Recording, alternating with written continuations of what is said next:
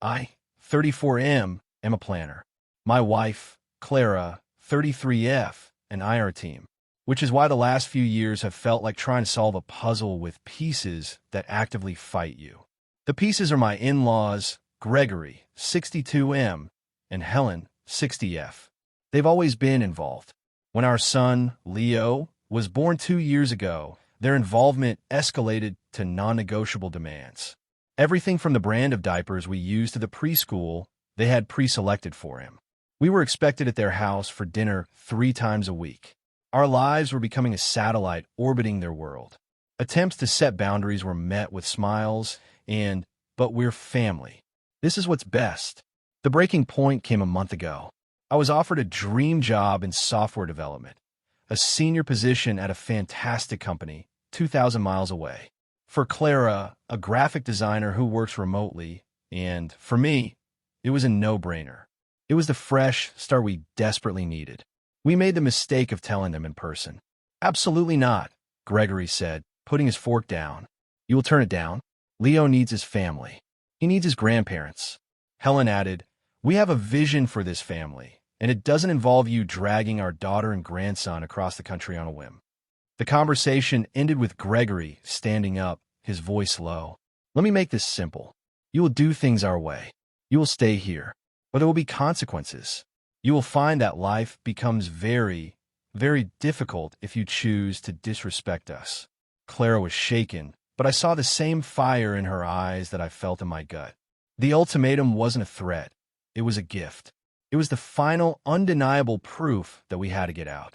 I just looked at him and nodded. I understand your position. I went home and planned. Over 2 weeks, I accepted the job and used a relocation service to find us a rental house, while Clara handled utilities and found a new pediatrician. We spent our evenings packing methodically. The movers came on a Wednesday when we knew Gregory and Helen were at their weekly bridge game.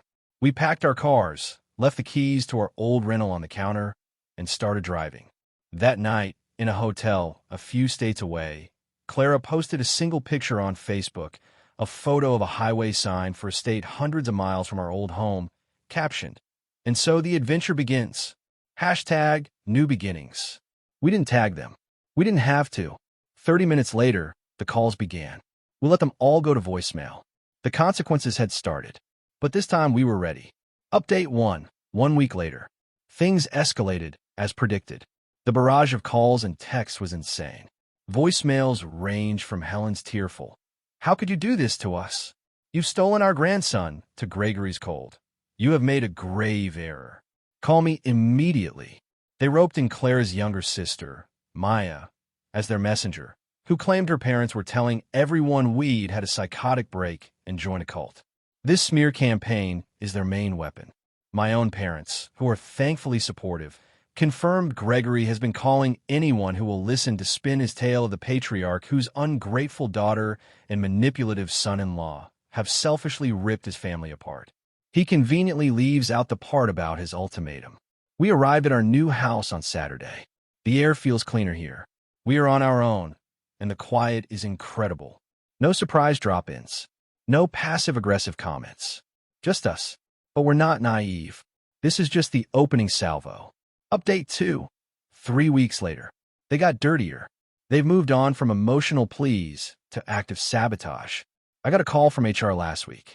A polite, slightly confused woman named Susan. "We received a rather unusual call regarding your employment. A man identifying himself as your father-in-law, Mr. Gregory Stevens, expressed grave concerns about your stability. He claimed I was impulsive and erratic and suggested the company reconsider its investment in me.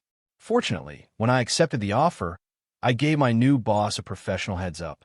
I'd said, my wife and I are making this move for a positive life change, but we have some family members who are struggling to accept it.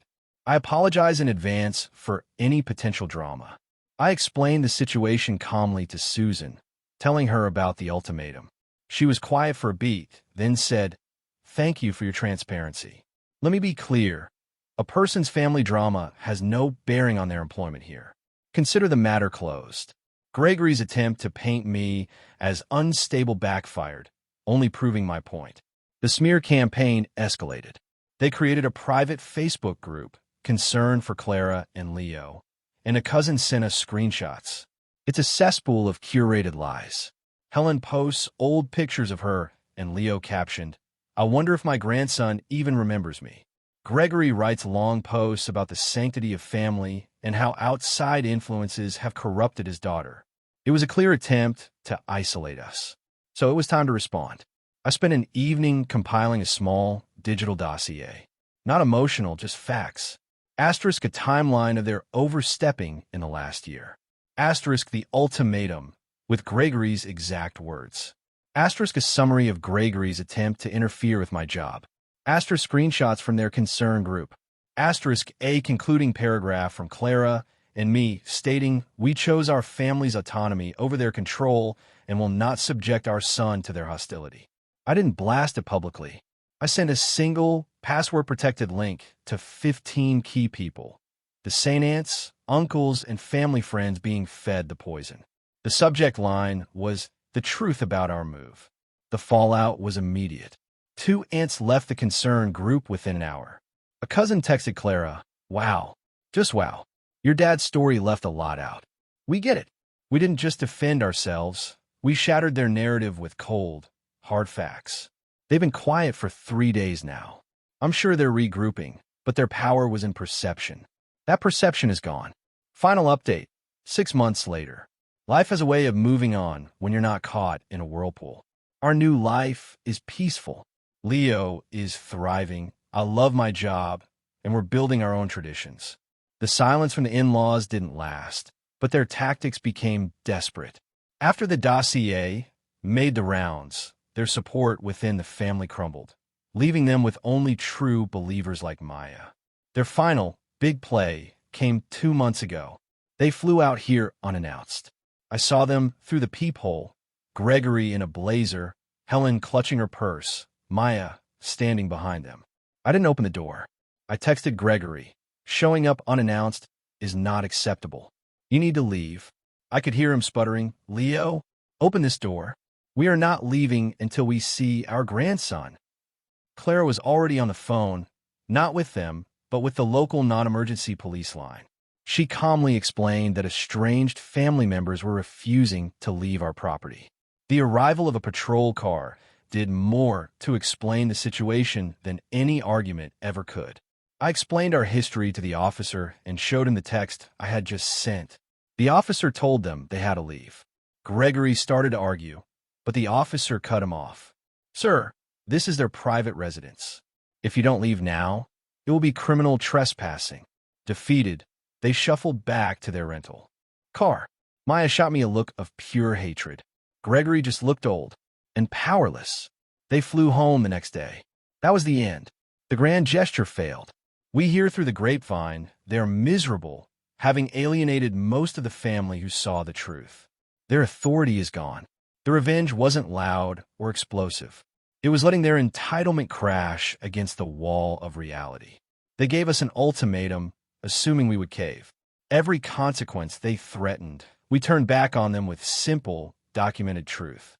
They are isolated and left with nothing but the choices they made.